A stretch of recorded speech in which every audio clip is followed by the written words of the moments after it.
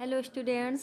आज हम लोग क्लास 11th की मैथ शुरू करेंगे, जिसमें हम लोग ने चैप्टर चूज़ किया हुआ है फर्स्ट। इसकी एक्सरसाइज 1.1 का पहला क्वेश्चन इस वीडियो में हम लोग समझेंगे। इस क्वेश्चन को लगाने से पहले हमें ये पता होना चाहिए कि एग्जैक्टली सेट्स आखिर होता क्या है। ओके, हमें पता होना चाहिए कि सेट्स का क्या मतलब है।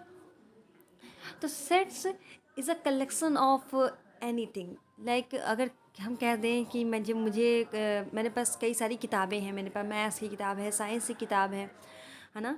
तो हम कह दें कि इन सभी किताबों का कलेक्शन हमें अगर रखना है, सभी किताबों का कलेक्शन, मैंने कहा कि आप अपनी किताब के सभी कलेक्शन लेकर के आइए। तो आपके पास जितनी भी किताबें होंगी सब लेकर आ जाएंगे। तो वो जो किताबों का कलेक्शन है उसको हम मैथ में सेट्स बोलते हैं। ऑलराइट, लेकिन इसके अंदर जो कलेक्शन वर्ड है वो किसी भी चीज़ से हम लोग रिलेट नहीं कर सकते। जैसे कि कलेक्शन सिर्फ वही हो सकता है सेट्स के अंदर, वही कलेक्शन सेट्स में आते हैं जो वेल डिफाइंड होते हैं। वेल डिफाइंड का मतलब क्या हुआ? Well defined well defined well defined का मतलब होता है ऐसी चीज़ें जिनको जो फिक्स्ड हो कि हाँ इनका कलेक्शन यही होगा।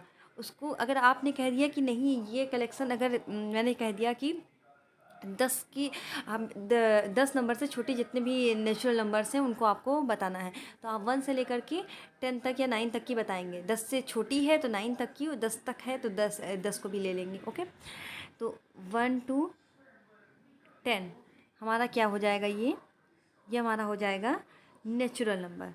ठीक है, लेकिन क्या ऐसा हो सकता है कि ये 1 to 10 जो मैंने नेचुरल नंबर मैंने बताया है वो कोई और बच्चा आके या कोई और टीचर आके कहे नहीं 10 से अंदर के नेचुरल नंबर्स 1 to 10 नहीं होंगे, वो 2 to 10 होंगे, मतलब 1 को छोड़ दे, या फिर कोई और नंबर्स बता दे लेकिन इनके बीच के नंबर्स ना बताए, मतलब उसका जो डिफिनेशन हो, उसका जो आंसर हो वो इससे अलग हो। ऐसा हो सकता है? नहीं हो सकता। नहीं हो सकता ना, क्योंकि ये फिक्स है, ये एक वेल डिफाइंड कलेक्शन है। हमें 10 के नीचे के हमें 10 के नीचे के सभी नेचुरल नंबर्स बताने हैं, तो वो एक वेल डिफाइंड हो जाएगा। वो एक क्या हो जाएगा? वेल डिफाइंड होगा। और राइट, समझ में आया? अब जिन चीज़ों को नहीं आप समझ पाए हैं अभी, इन क्वेश्चन से बेस में आप देख रहे हैं 9 क्वेश्चन हैं, और 9 क्वेश्चन में बहुत ही तरीके से आप समझ जाएंगे कि आखिर सेट्स का मतलब क्या होता है, किन कलेक्शंस को हम लोग सेट्स बोलते हैं। ओके, तो चलिए अभी इसमें समझते हैं। पहला क्वेश्चन देखिए, मैंने यहाँ पर ऊपर इंग्लिश में दे रखा है और नीचे हिंदी में दे रखा है। ठीक है, तो इसमें दोनों तरह के बच्चे जो इंग्लिश मीडियम में पढ़ रहे हैं या इंग्लिश से पढ़ रहे हैं, जो हिंदी में पढ़ रहे हैं, वो दोनों ही तरह के बच्चे इसमें समझ सकते हैं बहुत ही आसानी से। चलिए सबसे पहले हम लोग देखते हैं इसमें पहला क्वेश्चन। इसको हम थोड़ा सा जूम कर देते हैं।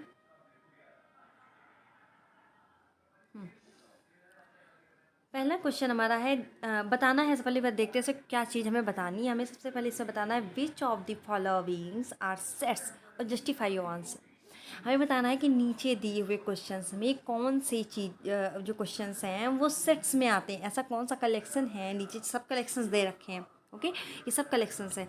इन कलेक्शंस में कौन से कलेक्शन ऐसे हैं जो सेट्स में आएंगे? ऑलराइट, तो इसमें जस्टिफाई में आंसर भी जस्टिफाई करना है, तो हम लोग एक अच्छे से समझेंगे। नीचे हिंदी में लिखा हुआ है निम्नलिखित में से कौन से समुच्चय, समुच्चय इज अ सेट, है ना, हिंदी में कहते हैं उसे, अपने उत्तर का औचित्य बताना है, मतलब हमें अपने उत्तर को साबित करना है कि हाँ इस वजह से हम इसको कलेक्शन को सेट नहीं मान रहे हैं। ठीक है, तो अभी हम लोग इसके बाद क्वेश्चन देखते हैं। पहला क्वेश्चन है the collection of all the months of a year beginning with the letter J. हमें उन सभी मंथ्स के कलेक्शन बताने हैं जो कि किस लेटर से बिगनिंग होती है उनकी? जे से। ठीक है, हिंदी में लिखा हुआ है जे अक्षर से प्रारंभ होने वाले वर्ष के सभी महीनों का जो संग्रह, संग्रह मतलब कलेक्शन, जो संग्रह है या कलेक्शन है वो क्या सेट्स होंगी? सेट्स होंगे कि नहीं होंगे, ये आपको बताना है। तो सेट्स अगर होंगी तो हम उनको कह देंगे कि हाँ ये वेल डिफाइंड कनेक्शन है, ये सबके लिए फिक्स्ड ही होगा, इस वजह से ये सेट्स हैं। और अगर ये सेट्स हमें नहीं लगता है कि नहीं, अगर हमने जो आंसर दिया है वो आंसर दूसरे से वेरी कर सकता है, तो फिर वो सेट्स में नहीं आएगा। देखते हैं। अब देखिए, सबसे पहले हमारा मंथ्स का कलेक्शन दिखाना है ना। मंथ के कलेक्शन में क्या क्या मंथ्स होंगे? सबसे पहले जे से स्टार्ट करें, जनवरी आएगा, जनवरी। फिर जनवरी, फेबररी नहीं आएगा क्योंकि वो एफ से स्टार्ट होता है। फिर मार्च एम से स्टार्ट होता है। फिर अप्रैल, अप्रैल ए से। फिर मई, मई एम से। फिर जून, जून हमारा आ जाएगा।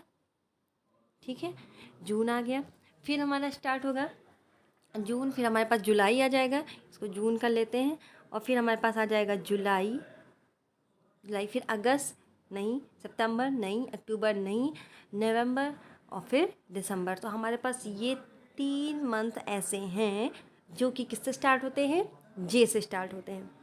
ठीक है, अब क्या इनको हम कलेक्शन, ये ऐसे कलेक्शन है जिनको हम सेट से बोल सकते हैं क्या? अब इसका तुम्हें हम लोग को बस ये चीज़ सोचनी है यहाँ पर कि क्या ये जो मैंने आंसर यहाँ पे दिया है, क्या किसी और के लिए ये आंसर डिफ़र कर सकता है, वेरी कर सकता है?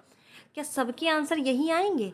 अगर हाँ तो फिर ये सेट है, अगर नहीं तो ये सेट नहीं है। तो आप लोग समझ सकते हैं कि जनवरी, जून, जुलाई, इनके अलावा फिर और कौन इसमें मंथ्स हम लोग ऐड कर सकते हैं, या फिर 12 मंथ्स के अलावा कोई और 13 मंथ्स तो किसी और इंसान के लिए नहीं हो सकता। तो ये फिक्स्ड है। ओके, तो ये पहला वाला हमारा जो आंसर है ये क्या हो जाएगा, फर्स्ट वाले में हमारा आंसर आएगा कि हाँ, यस, ये सेट है। ठीक है, और इस चीज़ को मैंने हिंदी में समझाया हुआ है, तो हिंदी वाले बच्चे भी बहुत अच्छे से इसको समझ सकते हैं कि हाँ ये समुच्चय है। ऑलराइट, अब हम लोग सेकंड क्वेश्चन की तरफ बढ़ते हैं। सेकंड क्वेश्चन हमारा क्या कह रहा है, the collection of 10 most talented writers of India. ठीक है, collection of 10 most talented writers of India. Hindi में देखते हैं, हिंदी में हिंदी में यहाँ पे लिखा हुआ है, भारत के 10 सबसे अधिक प्रतिभाशाली लेखकों का संग्रह। तो देखो, अब यहाँ पे मैंने ये 10 मोस्ट टैलेंटेड राइटर्स के नाम लिख रहे हैं। अब हो सकता है कि तुम्हें कोई और राइटर्स पसंद हो, तुमको लगता है कि ये जो 10 हैं ये मोस्ट टैलेंटेड है, मतलब इनकी किताबें तो पढ़ लेना तो मज़ा ही आ जाएगा। ठीक है, और हमें लगता है कि नहीं यार, ये इस राइटर की किताब पढ़ने में उतनी मज़ा नहीं जितना कि उस राइटर की पढ़ने में बड़ा मज़ा है। किसी को प्रेमचंद पसंद है तो किसी को कोई और राइटर पसंद है। सबके राइटर्स डिफरेंट डिफरेंट हो सकते हैं, और सबके लिए अलग अलग टैलेंट सबसे टॉप पे होता है। ओके, किसी को हॉरर जो स्टोरीज़ होती हैं वो पसंद होती हैं, किसी को थ्रिलर स्टोरीज़ पसंद होती हैं, किसी को सस्पेंस वाली स्टोरीज़ पसंद होती है, किसी को कोई मोटिवेशनल स्टोरीज़ पसंद होती हैं। तो राइटर्स तो हर तरह के होते हैं, तो किसी के लिए कोई टैलेंटेड है और किसी के लिए कोई टैलेंटेड है। तो क्या ये सेट्स में होगा? नहीं, ये सेट्स में नहीं होगा। क्यों नहीं होगा, कैसे जस्टिफाई करेंगे आंसर को? क्योंकि ये जो कलेक्शन तो बनाएगा, 10 लोग एक कलेक्शन तो बन के आएंगे, लेकिन this is not well defined collection and it is very from person to person. Okay, क्योंकि ये वेरी करेगा, वेरी मतलब कि डिफ़र करेगा, किसी और के लिए दूसरा, किसी और के लिए दूसरा, ये वेरी करेगा पर्सन टू पर्सन के तक। इस वजह से ये वेल डिफाइंड कलेक्शन नहीं है, और तो फिर ये सेट्स नहीं हो सकता। ऑलराइट, अब थर्ड क्वेश्चन की तरफ बढ़ते हैं। अब इतने में आप लोग को मुझे लगता है कि समझ में आ रहा होगा, और धीरे धीरे जब तक कि हम लोग 9th क्वेश्चन की तरफ बढ़ेंगे, अभी बहुत सारी चीज़ें आप लोग को बहुत अच्छे समझ में आने लगेंगी इसमें। थर्ड क्वेश्चन है, a team of 11 best cricket batsman of the world, मतलब हिंदी में विश्व के सर्वश्रेष्ठ 11 बल्लेबाजों का संग्रह। ठीक है, तो ये वैसे ही क्वेश्चन है, सेकंड वाला है कि अब बेस्ट हमें निकालना है। कितने सारे बेस्ट बैट्समैन होते हैं, उनमें से तुम्हें बेस्ट फाइंड आउट करना है। तो किसी के लिए कोई फेवरेट होता है, उसको लगता है यार ये बेस्ट खेलता है, किसी के लिए कोई बेस्ट होता है। तो ये इसका कलेक्शन तो हम कर सकते हैं, पर ये कलेक्शन जो होगा वो क्या होगा, वो वेल डिफाइंड नहीं होगा, क्योंकि ये भी क्या करेगा, ये भी वेरी करेगा। ये भी क्या करेगा, ये वेरी करेगा, है ना? ठीक है, तो अभी हम इसमें देखते हैं इस चीज़ को। ये क्या हो जाएगा हमारा थर्ड वाला क्वेश्चन। थर्ड वाला क्वेश्चन हमारे पास, एक सेकेंड, थर्ड वाला क्वेश्चन हमारा सेट नहीं है। ओके, अब हम लोग फोर्थ क्वेश्चन की तरफ बढ़ते हैं। फोर्थ क्वेश्चन हमारा क्या कह रहा है, the collection of all boys in your class, आपकी कक्षा के सभी बालकों का संग्रह। अब आपकी क्लास में, आपकी क्लास में, आपकी क्लास में जितने भी बॉयज़ होंगे, एक सेकेंड, जितने भी बॉयज़ होंगे, आपने कहा कि मेरे क्लास में 20 बॉयज़ हैं, और 20 बॉयज़ के आपने नाम लिख दिए, पर आप ही की क्लास का कोई और बच्चा कहे कि नहीं हमारे क्लास में 20 बॉयज़ तो हैं पर उनके नाम कुछ और लिख दे, ऐसा नहीं हो सकता। ठीक है, अगर सेम क्लास के, आप एक ही क्लास के कह रहा है ना कि collection of all boys in your class, है ना, इन योर क्लास, आपकी सभी कक्षा, तो आपकी कक्षा में जो बालक होंगे वो तो फिक्स्ड होंगे ना। आप जो बच्चे का नाम बताएंगे, जितने बच्चे बताएंगे कि आपकी क्लास में, आप ही की क्लास का दूसरा बच्चा भी वही चीज़ बताएगा और वही नाम बताएगा। तो ये क्या है, ये फिक्स्ड है, ये वेरी नहीं कर रहा, ये वेरी नहीं कर रहा ना। तो ये एक वेल डिफाइंड क्या है, सेट है, वेल डिफाइंड सेट है। तो चौथा वाला क्वेश्चन भी हमारा क्या होगा, ये है हमारा सेट होगा, ये सेट में आएगा। ठीक, अब पाँचवें क्वेश्चन की तरफ बढ़ते हैं। पाँचवें क्वेश्चन, पाँचवा क्वेश्चन हमारा है the collection of all, the collection of the collection of all natural numbers less than 100। इसको हिंदी में देखिए, इसको हम हिंदी वाला भी ऊपर ले आते हैं। हाँ, तो the collection of all natural numbers less than 100। और यहाँ पे पांचवा क्वेश्चन है 100 से कम सभी प्राकृत संख्याओं का संग्रह।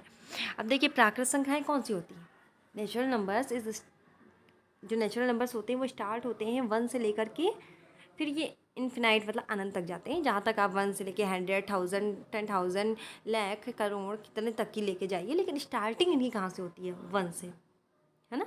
और जो होल नंबर्स होते हैं, नेचुरल नंबर्स मतलब हिंदी में इनको कहते हैं प्राकृत संख्याएं, ठीक है। और जो होल नंबर्स होते हैं, जिनको हम हिंदी में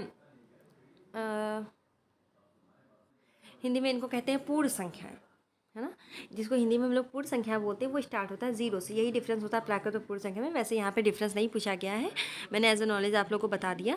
यहाँ पे हम लोग देखते हैं, अब हमें बताना है कि collection of all natural number जो कि 100 से कम हो, 100 से कम, 100 से कम, इसके पहले क्या आएगा 99, फिर 98, ऐसे करते करते 100 से कम जितने जाएंगे, कहाँ तक जाएंगे, 1 तक। 1 से स्टार्ट होते हैं ना नेचुरल नंबर्स।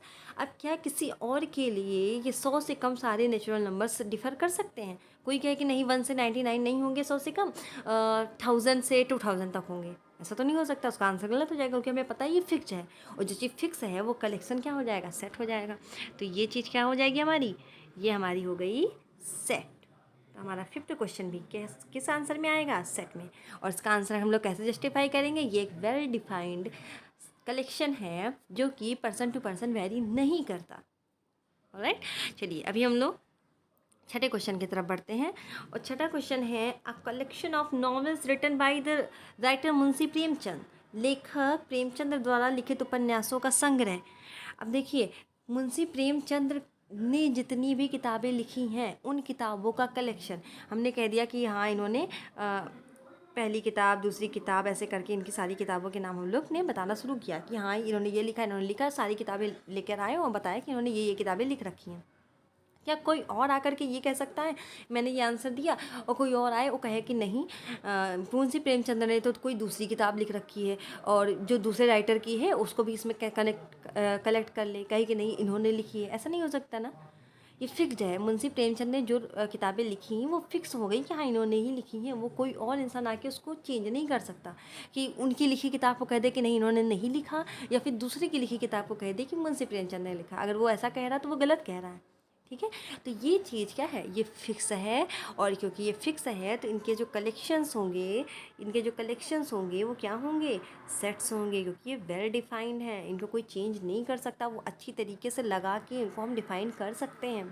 ओके, चलिए इसके बाद अब फिर नेक्स्ट क्वेश्चन है the collection of all even integers.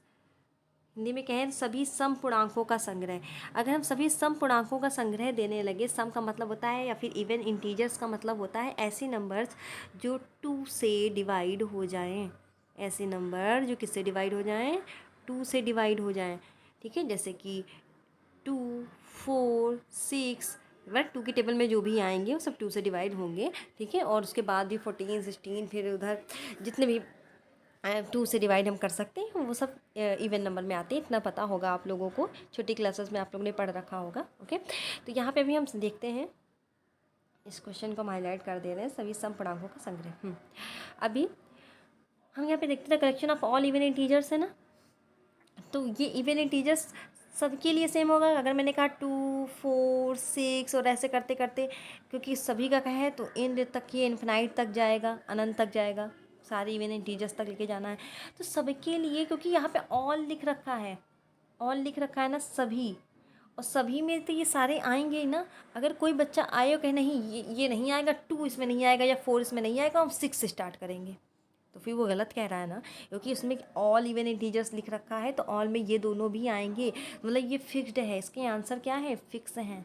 और क्योंकि आंसर फिक्स है तो इस वजह से ये जो क्वेश्चन है इसका आंसर क्या होगा कि ये कलेक्शन जो है ये वेल डिफाइंड है, और वेल डिफाइंड है इस वजह से ये हमारा क्या हो जाएगा, ये हो जाएगा सेट। ठीक, चलिए 2 क्वेश्चन और बच्चे, फटाफट देखते हैं इन क्वेश्चन को, और बस हमारा अब ये पहला क्वेश्चन 1.1 का कंप्लीट हो जाएगा। The collection of questions in this chapter, इस चैप्टर की, अब देखिए कितना बढ़िया इंटरेस्टिंग क्वेश्चन है। इस अध्याय में आने वाले सभी प्रश्नों का संग्रह हमें बताना है। अब इस चैप्टर में जो क्वेश्चन है वो तो फिक्स ही है ना, हमने कह दिया कि नहीं इस फर्स्ट चैप्टर में 1.1 एक्सरसाइज ही ले लीजिए। 1.1 एक्सरसाइज में टोटल 4 क्वेश्चन है या 5 क्वेश्चन है, मैंने कह दिया, तो वो फिक्स हो गया ना कि 5 क्वेश्चन है तो है। दूसरा बच्चा आकर के चेंज नहीं कर सकता कि नहीं 5 क्वेश्चन नहीं है, यहाँ पे कुछ 6 क्वेश्चन होंगे, या फिर कोई कहते नहीं यहाँ पे तो 100 क्वेश्चन है। उसको हम प्रूफ कर सकते हैं कि किताब में वो रिटन है कि वो 5 क्वेश्चन है, फिक्स है। ठीक है, अगर वो कह रहा है तो वो गलत कह रहा है, और क्योंकि फिक्स हो गया तो इस वजह से इस चैप्टर में, इन दिस चैप्टर, इस चैप्टर की बात कर रहा है सिर्फ ना, तो फिर ये ऐसा नहीं कह रहा है कि एनी चैप्टर, किसी भी चैप्टर में, अलग अलग चैप्टर में तो क्वेश्चन वेरी कर सकते हैं, लेकिन सिर्फ इसी चैप्टर की अगर हम बात करेंगे तो इसमें जितने क्वेश्चन हैं वो हमेशा उतने ही रहेंगे। ठीक है, तो इस वजह से ये क्या हो गया, सेट हो गया। ओके, चलिए एक लास्ट क्वेश्चन और है। A collection of most dangerous animals of the world, विश्व के सबसे अधिक खतरनाक जानवरों का संग्रह। विश्व के सबसे अधिक खतरनाक जानवर, अब किसी को लगता है कि नहीं यार शेर बहुत खतरनाक है, किसी को लगता नहीं यार बाघ बहुत खतरनाक है, किसी को लगता नहीं यार चीता बहुत खतरनाक है, किसी को लगता नहीं यार सांप जो है ना, इसलिए सांप तो उसमें नहीं आएगा एनिमल में, एनिमल में ही देखते हैं। तो फिर हमारे पास मैंने 3 ऑप्शंस आपको दिया। किसी को लगता है भालू बहुत खतरनाक है, सबके अपने अपने व्यू हो सकते हैं। किसी को लगता है कि नहीं यार वो हमको मार के खा जाएगा, इस वजह से वो खतरनाक है। किसी को लगेगा कि नहीं यार वो मुझे काट लेगा तो उससे जहर फैल जाएगा, तो इस वजह से वो खतरनाक है। तो सबकी अलग अलग डेंजरस साइन हो सकते हैं, इस वजह से हर इंसान अलग अलग एनिमल्स के नाम ले सकता है कि मोस्ट डेंजरस तो हमें ये एनिमल लगता है, दूसरा कह सकता है नहीं मुझे तो मोस्ट डेंजरस ये एनिमल लगता है। तो सबके लिए क्या है, वेरी करेगा, ये वेरी करेगा पर्सन टू पर्सन, और इसी वजह से ये वेल डिफाइंड कलेक्शन नहीं है, वेल डिफाइंड कलेक्शन नहीं है। तो ये क्या होगा, ये सेट नहीं है, सेट नहीं है। ठीक है, अब देख लीजिए इसको जल्दी से हम लोग, कुछ वीडियो बहुत बड़ी हो रखी है, बड़ी हो गई है, इस वजह से जल्दी जल्दी एक बार फटाफट हम लोग इसको रिवाइज कर लेते हैं।